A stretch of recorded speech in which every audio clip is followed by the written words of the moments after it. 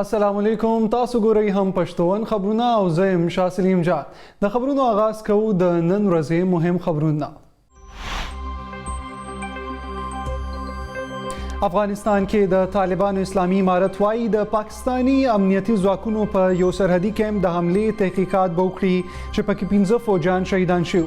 په بیان کې د پاکستان خلاف د ترهګرو لخوا د افغانستان ځمکې د استعمال په کلکه مذمت شو او هیله څرګنده شوې چې د افغانستان سرپرست حکومت به د پاکستان خلاف د فعالیت اجازت ورنه کړي.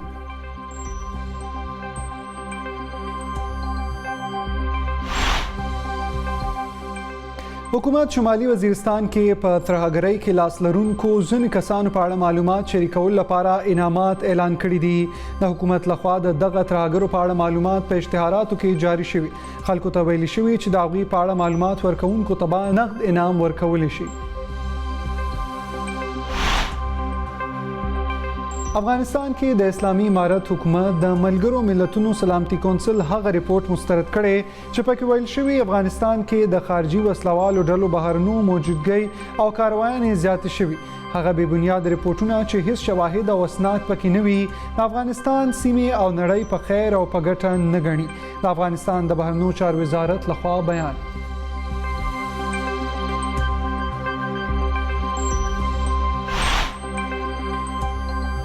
د افغانستان په اړه د ګاونډي هیوادونو د خارجه وزیرانو غونډه به بیجینګ کې راتلونکي میاشت کې جوړه شي. چین ته د وزیر اعظم عمران خان سفر په اړه یو بیان کې خارجه وزیر شاه محمود قریشي وینا وایي د بیجینګ په غونډه کې به افغانستان خارجه وزیر امیر خان متقي ته هم بلنه ورکړي شي.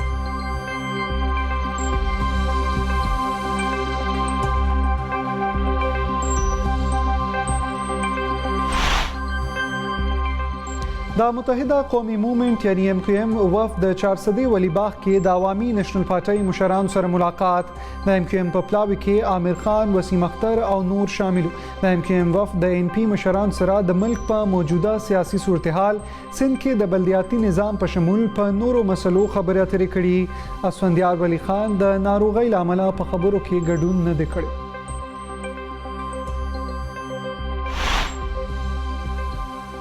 د انتخاباتو کمیشن د قوانینو خلاف ورزي کول لامل د وفاقي وزیر علي امین ګنډاپور رور عمر امین ګنډاپور د ډیره اسماعیل خان د خار میر د چوکۍ لپاره نااهل ګرځولې. ګنډاپور د بندیز خلاف الیکشن کمیشن ته درخواست ورکړی او علي امین ګنډاپور ته ویل شوی چې په قوانینو په سختۍ سره عمل وکړي او د خلاف ورزي په صورت کې به د هغه خلاف ګامونه واخیستل شي.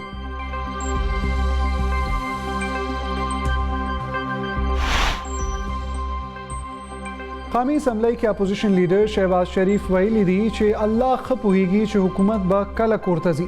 زموږ به پوره کوشش وي چې د حکومت نه زر تر زر خلاصون ترلاسه کړو. د ټرانسپیرنسي انټرنیشنل ریپورت تر مخه د کرپشن ټول ریکارډونه مات شوي دي. مخالفینو ته د خپلو اعمالو څخه ویره پکار ده. غریب ولس یې تباه کړو.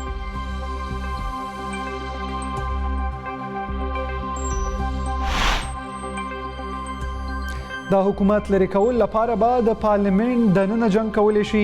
لاهور کې د احتساب عدالت نه بهر میډیا سره خبرو کې د حمزه شهباز شریف وینا وايي عمران نیازی قوم سره کوم وعده کړی وي هغه دروغ ثابت شوی. د الیکشن کمیشن ریپورت تر ټولو لوی حقیقت دی.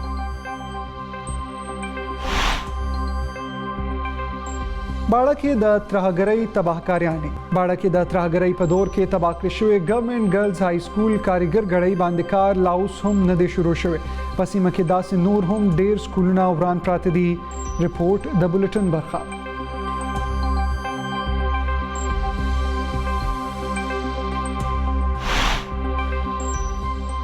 د افغانستان په مشرقي صوبې کونړ کې د واورې ښویدنې له امله شاوخوا 15 کسان مړه شوي دي. پیښه د دانګام ضلع ګوریګا بانډو په سیمه کې شوي او د مقامي چارواکو له قوله وایي چې 15 کسان اوس هم د واورو لاندې دي. د افغانستان سرکاري خبري ایجنسي باختر ریپورت زیاتوي چې تر دې وخت د 15 کسانو مړي له واورو ویستلي دي او 15 نور لا اوس هم د واورو لاندې دي. ضلع باجوړ کې د پاکستان سپورتس فیسټیوال کال 2022 باقاعده آغاز. فیسټیوال کې د کرکټ، فوټبال، والیبال او نورو لوبو کې د ټول باجوړ نه 1500 نه زیات ټیمونه برخه اخلي.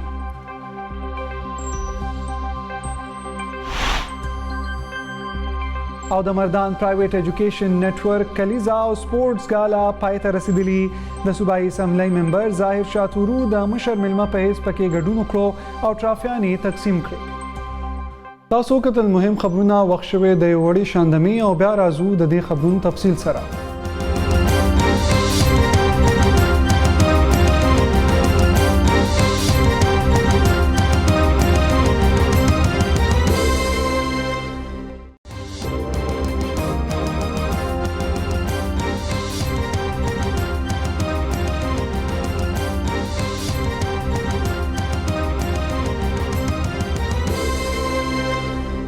خبرونو کې تاسو ته یو بیا هرکلی وایو او اوس راځو تفصیلی خبرونه وړاندې. افغانستان کې د طالبانو اسلامي امارت وایي د پاکستاني امنیتي ځواکونو په یو سرحدي کیمپ د حملې تحقیقات به وکړي چې پکې 15 فوجیان شهیدان شوي.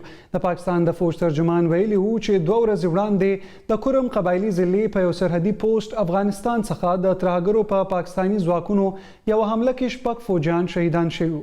په بیان کې د پاکستان خلاف د ترهګرو لخوا د افغانستان ځمکې د استعمال په کلکه مذمت شو او هیله څرګنده شوه چې د افغانستان سرپرست حکومت به د پاکستان خلاف د فعالیت اجازت ورنکړي. دا اول وار دی چې طالبانو حکومت د پاکستان د غوښتنو وروسته په پاکستاني فوجیانو د حملو د تحقیقات خبره کړې ده. د پاکستان داخله وزیر شیخ رشید یاره څرګنده کړي کېدای شي ملک کې د ترهګرو حملې زیاتې شي. پاکستاني چارواکي وایي پاکستاني طالبان او نورې پاکستاني مخالف ډلې افغانستان کې موجود دي او هم د ګاونډي هیواد کې د حملو پلانونه جوړوي. تیر هفته د پاکستان د فوج ترجمان ویل چې بلوچستان کې د فوج په 2 مرکزونو حمله کوونکي د حملو په وخت افغانستان او بهارت کې د حملو منصوبه کوونکو سره رابطه کوي. حکومت شمالي وزیرستان کې په ترهګرۍ کې لاس لرونکو ځینې کسانو په اړه معلومات شریکول لپاره انعامات اعلان کړي دي. د حکومت لخوا د دغه ترهګرو په اړه معلومات په اشتهاراتو کې جاری شوي او خلکو ته ویل شوي چې د هغوی په اړه معلومات ورکوونکو ته به نقدي انعام ورکولی شي. د معلومات ورکوونکو نمونه به پټ ساتلی شي. په مطلوبه کمانډرانو کې سید انار، شفیر الله، حمید الله په اړه معلوماتو لپاره د 50 لک روپو او رحمان الله، میر خاتم، حسن ګل، آفتاب الله، طارق او محمد لپاره 13 لک روپو انعام اعلان شوی دی. حکومت د ترهګرو په اړه اشتهار په داسې وخت کې جاری کړي چې د ملک په ځینې سیمو کې د تشدد پیښې زیاتې شوي چې اکثره یې ذمہواري د ناقانونه تحریک طالبان پاکستان لخوا اخیستل کیږي. په پوله روان صورتحال په اړه مونږ رابطه کړې خپل همسینیر همکار طاهر خان صاحب سره. طاهر خان صاحب دا راته وایي چې فوج وایي چې پاکستان پر ضد په پوله ترهګري کول لپاره د افغانستان خاوره استعمالېږي. دا خبره څومره حد پورې درسته؟ دا خبره خو زما خیال درست ده. پاکستان چې کوم بیان راغلی د فوج لخوا ځکه چې په کورمه کې چې 2 ورځې وړاندې کوم حمله وشوه نو پاکستان دا وایي چې د افغانستان خاوره استعمال شوه په د حمله کې چې 15 پاکستاني فوجان په کوم شهیدان شول. مخکینی حکومتونو دا خبره کوله د افغانستان چې دغه غرنۍ سیمې چې دي دا د طالبانو په کنټرول کې دي. په خو دا خبره کېده لیکن اوس هغه جواز هم نه دی پاتې ځکه اوس خو د افغانستان د طالبانو ټول ملک دغه په قبضه کې دي، کنټرول کې دي. او زما خیال کې هغه څنګه چې هغه وی په وار باندې چاله اجازه نه ورکړي دغه ذمہواری زیات جوړیږي چې د پاکستان د اوسنۍ بیان چې دی چې خاور استعمال شوی د افغانستان د دې په اړه باندې پلټنې وکړي، تحقیقات یې خویلي دي لیکن وبکتی شي ځکه چې اول خو باغی دا نه منل چې پاکستاني طالبان الته دي یا غي حمله کوي په پاکستان باندې. نو وبکتی شي د افغانستان د موجوده حکومت تخوا کوم خبره شوی ده د پلټنو آیا هغه کوي او پاکستان مطمئن کوي او څنګه. طاهر صاحب دویمه پوښتنه مې دا ده چې دا ترهګري چې کومه په پوله روانه ده دا به د پاکستان او اسلامي امارت د حکومتونو ترمنځ تعلقات دي هغه به څومره اغیزمن کوي؟ زما نظر دا دی چې داسې حمله جاری پاتې شي د افغانستان وسلوال هغه د پاکستان په امنیتي پوسټو باندې فوجانو باندې حمله کوي او اسیم پاکستان په نور برخو کې زیاتوالی راغلي دي او پاکستانان خو دا خبره کوي چارواکي وزیران چې د افغانستان کې دا ټول موجود دي. نو کو دا غرنګ دا حمله جاری وي نو زما نظر دا دی چې یو بد اعتمادي پیدا کیدی شي د دوه هیوادونو ترمنځ. نو زما نظر دا دی چې طالبان څنګه وایي چې هغه د قطر د معاهده په بنیاد هغه د ذمہواری د خپل خاور د بل چا په استعمال نشي. نو اوس یو وخت دی چې دغه خپل وعده هغه عملی کړي او کو هغه په دې کې پاتې راغلل نو بیا هغه کې شک نشته ځکه پاکستان نه بر خدا سره کار چې پاکستان فوجانو باندې حمله شویم دي زیاتې شویم دي نه یوازې په قبایلی اضلاع کې بلکې په بلوچستان کې په دې رستو کې حمله شوې دي او پاکستان دا خبره کړې و چې حمله کوونکي خپل تنظیمونکو سره پلان کړو دغه افغانستان او د هندستان او پاکستان په خپل اخستې دي چې هغه سره بدی پر رابطه کې حمله کوونکي نو دا خو د افغانستان د حکومت لپاره یو چیلنج دی. ډیر مننه طاهر خان صاحب. او اوس د خبرونو سلسله مخ په وړاندې بوزو. افغانستان کې د اسلامي امارت حکومت د ملګرو ملتونو سلامتي کونسل هغه ریپورت مستند کړي چې پکې ویل شوی افغانستان کې د خارجي وسلوالو ډلو بهرنو موجودګي او کاروایان زیات شوي دي. د افغانستان د بهرنیو چارو وزارت په یو بیان کې ویلي هغه به بنیاد ریپورتونه چې هیڅ شواهد او اسناد پکې نه وي د افغانستان سیمه او نړۍ په خیر او په ګټه نه ګڼل کیږي.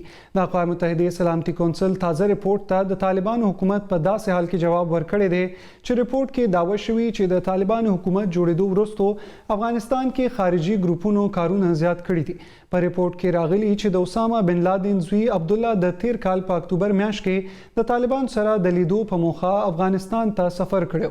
طالبان دا دعوا هم رد کړې ده. په ریپورت کې راغلي چې شپږ میاشتې وړاندې د طالبان حکومت جوړېدو وروسته امکان دی چې افغانستان په مرکزی ایشیا او د هغې په شاوخوا کې د القاعده او یو شمېر نورو وسلوال ډلو لپاره په محفوظ پناهګاه کې بدل شي.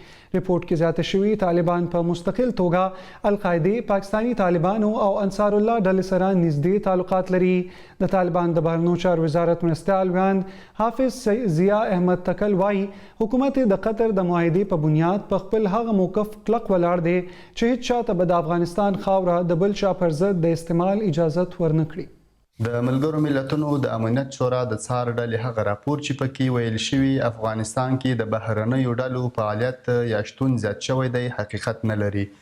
د افغانستان اسلامي امارت د ملګرو ملتونو د امنیت شورا د څار کمیټې وروستی راپور چې پکې ادعاوې شوي په افغانستان کې د بهرنیو ډلو فعالیت زیات شوی دی په کلکه ردوي. اسلامي امارت دغه ډول بې بنسټه راپورونه چې هیڅ شواهد، اسناد او مدارک پکې شتون نه لري د افغانستان سیمې او نړۍ په خیر او ګټه نه بولي. له کله نه چې اسلامي امارت د هیواد بشپړ حاکمیت ترلاسه کړی په افغانستان کې بهترین امنیت تامین شوی دی. اسلامي امارت د دوحې په تړون کې کړي تعهدات عملي کړي او چاته اجازه نه ورکوي چې د افغانستان له خاورې کوم هیواد ته خطر متوجه کړي. بالمقابل له نورو هم همدا توقع لري. بلخوا د پاکستان خارجه وزیر شاه محمود قریشي ویلي دي چې د افغانستان په اړه د ګاونډي هیوادونو د خارجه وزیرانو غونډه به بیجینګ کې راتلونکې میاشت کې جوړه کیږي. چین ته د وزیر اعظم عمران خان سفر په اړه یو بیان کې خارجه وزیر د ګل په ورځ بیان کې وویل د بیجینګ په غونډه کې به د افغانستان خارجه وزیر امیر خان متقي ته هم بلنه ورکړې شي. د افغانستان په اړه د شپږو ګاونډي هیوادونو دوه غونډې په اسلام آباد او ایران کې شوې دي. خارجه وزیر ویل چې د بیجینګ په غونډه کې به د افغانستان په اړه پالیسي هم جوړیږي. ښاغلي قریشي زیاته کړه چې وزیر اعظم او د چین مشرانو د نورو اهمو معاملو علاوه د افغانستان په تړاو هم مشورې وکړي. هغه ویل د افغانستان متعلق به د پاکستان او چین مشورې جاری وي. چین ته د وزیر اعظم عمران خان د 3 ورځني سفر په اخر کې جاری شوی مشترکه بیان کې د نړۍ په ځینې هیوادونو غږ شوی چې د افغانستان منجمد اساسي دی بحال کړي. د یادونې وړ ده چې د امریکای د طالبانو د حکومت جوړېدو وروسته د افغانستان 9.5 ارب ډالر منجمد کړي دي. د چین او پاکستان په مشترکه بیان کې دواړو هیوادونو اتفاق کړي چې افغانستان ته هم د چین پاکستان اقتصادي لار یا سی پیک کې د شاملېدو دعوت ورکړي. د NQM وفد د چارسدې ولی باغ کې د عوامي نېشنل پارټۍ مشرانو سره ملاقات کړي. تفصیلات تر مخه د NQM په وفد کې امیر خان، وسیم اختر او نور رهنما شامل وو. د NQM وفد د NP مشرانو سره د ملک په موجوده سیاسي صورتحال، سند کې د بلدیاتي نظام په شمول په نورو مهمو مسلو خبرې اترې وکړې. اسفندیار ولی خان چې د NP مشر دی د ناروغۍ له امله په خبرو کې ګډون ونه کړو. د NP له اړخه میاں افتخار حسین، سېنیټر هدایت الله، ایمل ولی خان او سردار حسین بابک په دې خبرو کې برخه اخیستې وه. د انتخاباتو کمیشن د قوانینو خلاف ورزي کول لامل د وفاقي وزیر علي امین ګنداپور رور عمر امین ګنداپور د ډیر اسماعیل خان د خار میر د چوکۍ لپاره نااهل ګرځولې. الیکشن کمیشن په وفاقي وزیر علي امین ګنداپور چې د پی ټی آی یو مهم مشر هم دی انتخابي مهم کې په برخه اخیستو بندیز جاری ساتلې دی. ګنداپور د بندیز خلاف الیکشن کمیشن ته درخواست ورکړی او البته الیکشن کمیشن علي امین ګنداپور ته په ډیر اسماعیل خان کې د پاتې کېدو اجازه ورکړې ده. ډیرو کې د میر انتخابات د فروری په 14مه کې دونکو دي. د انتخاباتو د کمیشن په مشرۍ کې 3 رکنی کمیشن د عمر امین ګنداپور د کیس محفوظ ساتلو فیصله نن اعلان کړه. کمیشن وفاقي وزیر ته د خاندان په یو واده کې د شرکت اجازه ورکړې ولې هغه ته د انتخاباتو په ضابطه اخلاق د عمل کول لپاره هدایات هم جاری کړی شوی دي.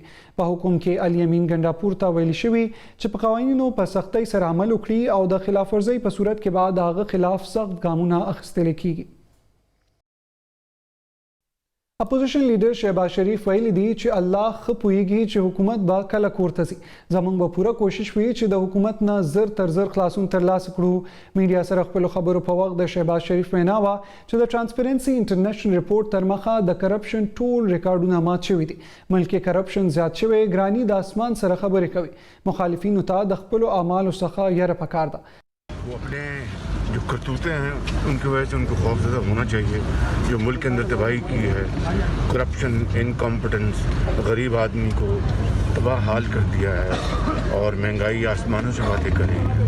करप्शन के रिकॉर्ड टूट गए हैं. ये मैं नहीं कह रहा, ये ट्रांसपेरेंसी इंटरनेशनल कह रही है. तो उससे अगर खौफजदा नहीं होंगे तो क्या होगा? हुकूमत घर चली जाएगी अब. ये तो अल्लाह ताला को लेकिन हमारी د مسلم لیگ نون مشر او په پنجاب اسمبلی کې د اپوزیشن لیډر حمزه شهباز وایي چې د حکومت لري کول لپاره به د پارلیمنت دننه جنگ کولی شي. لاهور کې د احتساب عدالت نه بهر میډیا سره خبرو دوران حمزه شهباز شریف په حکومت سخت ټکونه وکړل او ویل چې عمران نیازي قوم سره کوم وعده کړی وي هغه دروغ ثابت شوی. د الیکشن کمیشن رپورټ تر مخه ټول لوی حقیقت ته. حمزه شهباز ویل زموږ په وخت کې ترهګری ختم شي وا خو د حکومت لامل ګرانی او بیروزګاری کې ورځ تر ورځ اضافه کیږي. ये वही दहशतगर्दी है जिसका ज़रबे अज़म जब हुआ था हमने डट कर मुकाबला किया था. ऐसे मुश्किल हालात में जब मईशत ज़मी बोस है, मैं दुआ करता हूँ कि अल्लाह ताला इस नाजुक मोड़ पर जहाँ पर पाकिस्तान खड़ा है, अल्लाह ताला इस दहशतगर्दी के नासूर से पाकिस्तान को महफूज बनाए.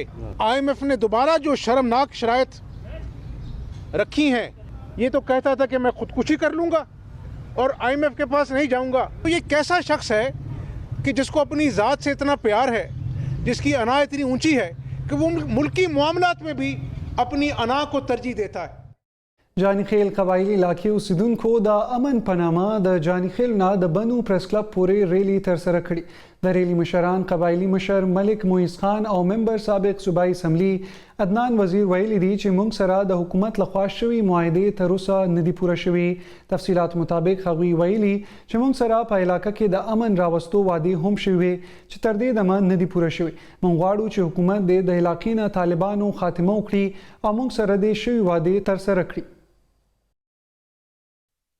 د 400 نسبت سیمې د دوو ډلو ترمنځ پخواني دښمني د جرګې د لارې په دوستۍ کې بدل شوي. نور تفصیل ګورو د منصور علي په دې رپورټ کې. علاقه کې د دوو فریقانو په منځ کې پخواني دښمني د جرګې مشرانو په کوششونو باندې په دوستۍ بدله شوه. د اولنی فریق د الله لاچیګل هشمګل او د دویم فریق د الله عدالت خان او خالق خان یو بل د الله د رضا لپاره معاف کړل او ویل چې موږ به آینده د روریانو په شان ژوند تیرو. د جرګې مشرانو کې ویلج کونسل نسست صدران چیرمن مولانا عبدالله حقانی او پخواني تحصیل ممبر حاجی لیاقت په کوششونو باندې دا راضینامه یقیني شو او دوی زیاته کړه چې موږ د دوانو فریقینو شکرګزار یو چې زموږ جرګه قبول کړله او موږ ته عزت راکړو. د دښمنو ختمولو مقصد په علاقه کې امن راوستل دي او علاقې خلکو ته د دښمنو نه پاک ماحول ورکول دي. منصور علي هم پښتو ون. باړه کې د ترهګرۍ په دور کې تباه کړې شوې ګورنمنټ ګرلز های سکول کاریګر ګړۍ باندې لا اوس هم کار نه دی روان شوی. په سیمه کې داسې نور څومره سکولونه وران پراته دي. راځئ چې وګورو. خیبر نه زموږ همکار جهانزیب افریدي دا رپورټ. زه موجود یم د خیبر ضلع ګورنمنټ ګرلز های سکول علمګودر په هغه ورانه ودانۍ کې کوم چې 2009 کې د ترهګرۍ ښکار شوی وو او نن پورې هم د دې په ودانۍ باندې دوباره کار نه دی شروع کړی شوی. زه دې سره بس دا خبر وکم چې یو د ګورنمنټ ګرلز های سکول علمګودر نه دی بلکې داسې یو سل 12 سکولونه نور هم دي چې هغه د ترهګرۍ په دور کې تباه کړی شوي دي. د حکومت په دې علاقو زمکول نه پس د تعلیم دپاره ډېرې غټې دعوې خو کړی شوي دي خو ولې په دې سکولونه باندې تر اوسه پورې کار دوباره نه دی شروع کړی شوی. د چین حکومت د 2 ارب روپو د یو غټ اید اعلان هم کړی و د سکولونو لپاره خو د حکومتي ادارو د ناهیلۍ په وجه باندې هغه رقم چې کم دی تر اوسه پورې دې علاقې ته نه دی میلو شوی. دې نه پس چې کوم مقامي ایم ان ای دی او ایم پی ای دی هغوی دا دعوه وکړه چې صوبایي حکومت او چې کوم وفاقي حکومت دی د تعلیمي ادارو جوړولو لپاره د پاکستان نه د فنډ جاري کولو اعلان کړی دی. خو ولې تاسو کتلی شئ چې کوم دا وداني ده په دې باندې معمولي غوندې کار شوی دی خو د 2 کالونو دا کار اوسه پورې هم بند پروت دی او کوم چې د سکول ماشومان دي چې د هغې تعداد د 200 نه زیات دی هغوی په خیمو کې او په دې ورانو کمرو کې او د پلاستیک په دغه کمرو کې کوم چې ان جی او جوړې کړي دي په ګرمۍ کې په یخنۍ کې په باران کې په سخت موسم کې په دې کې په سبق په ویلو باندې چې کوم دی مجبوره دي.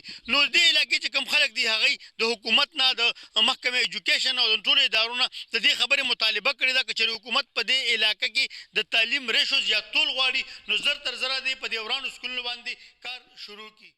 د افغانستان مشرقي صوبې کونړ کې چارواکي وایي د واورې ښویدنې له امله شاوخوا 15 کسان مړه شوي دي.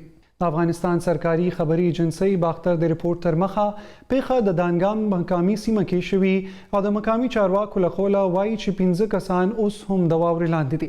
رپورټ زیاتوي چې تر دې وخت د 15 کسانو مړي له واورو ویستلي شوي دي او 15 نور لا اوس هم د واورو لاندې دي چې د ویستلو کوشش یې روان دی. افغانستان کې د اوږدې مودې سختې وچکالۍ وروسته روان کال په افغانستان کې بارانونه او واورې وشوې خو په ځینو سیمو کې خلکو ته مالی او د سر زیان هم رسیدلی دی. تیرو 2 ورځو کې د کابل په شمول د افغانستان په مختلفو ځایونو کې سختې واورې ورېدلي چې له امله یې د ځینو ولایتونو ترمنځ لارې هم بندې شوې دي. خبرونو سلسله جاری ده خو دا وخت شوی د وړې شاندمې او بیا راځو د لوبو خبرونو سره.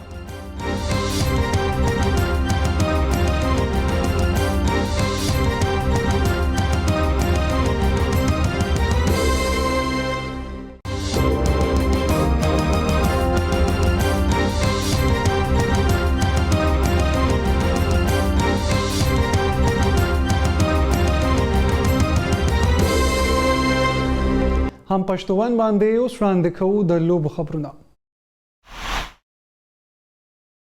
ضلع باجوړ کې د پاکستان سپورټس فیسټیول کال 2022 باقاعده آغاز شوی.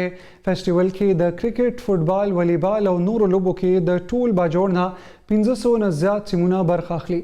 د فیسټیول نور حال احوال ګورو د سجاد کاروان په دې رپورټ کې. ضلع باجوړ کې د پاکستان سپورټس فیسټیول کال 2022 آغاز د یوې رنګارنګ دستوري سره شوی په کوم کې چې د مختلف تعلیمي ادارو طالب علمانو کرتبونه خودلی کوم چې خلکو ډیر خوښ کړي.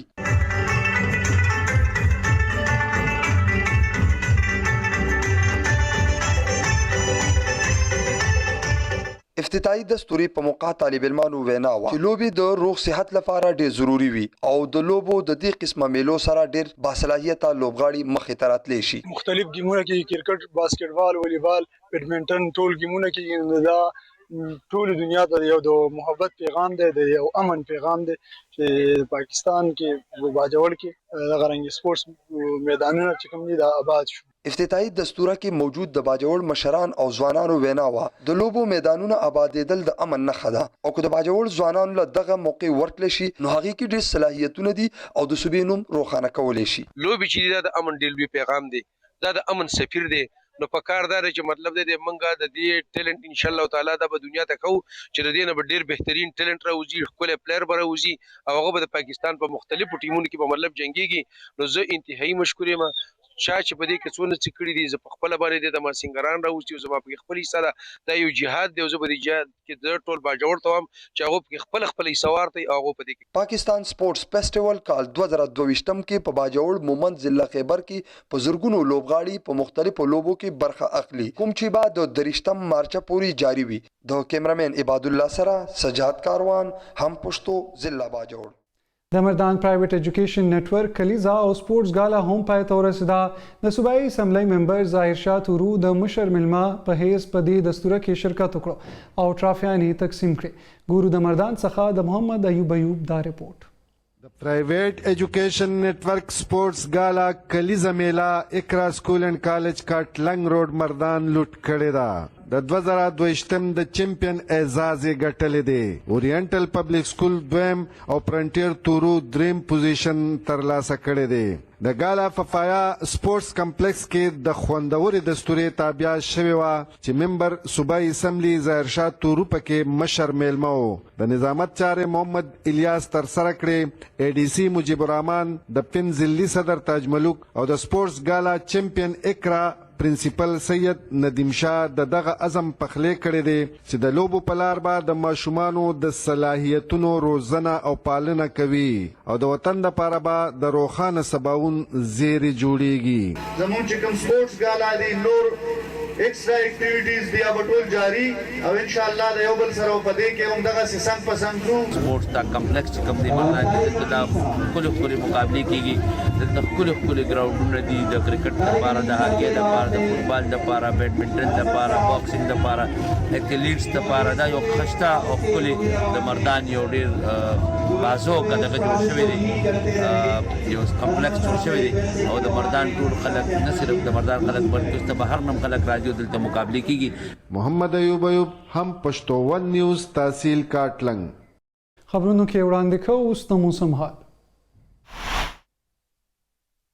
راتلونکي 40 غنټو کې بعد د ملک په زیاترو سیمو کې موسم یخ او خشک وي خو د برني خیبر پښتونخوا ګلګت بلتستان او کشمیر په ځینو برخو کې په اسمان کې وریځ خوروي د نه علاوه د باران او په غرونو د واورې ورېدو هم امکان دی د شپې په وخت د پنجاب په میداني سیمو کې د لړ خپرېدو امکان هم شتون لري د موسمیاتو محکمې تر مخه نن کم نه کم درجه حرارت په لیه کې -19 کوپس کې -8 او په سکردو کې -7 ډیګري سنټیګریډ ریکارډ کړی شوی دی د موسم حال سره د هم پښتون خبرونه پای ته رسي د نور تازه خبرونو لپاره تاسو زموږ د سوشل میډیا پاڼې کتئ شئ د لوی الله په امان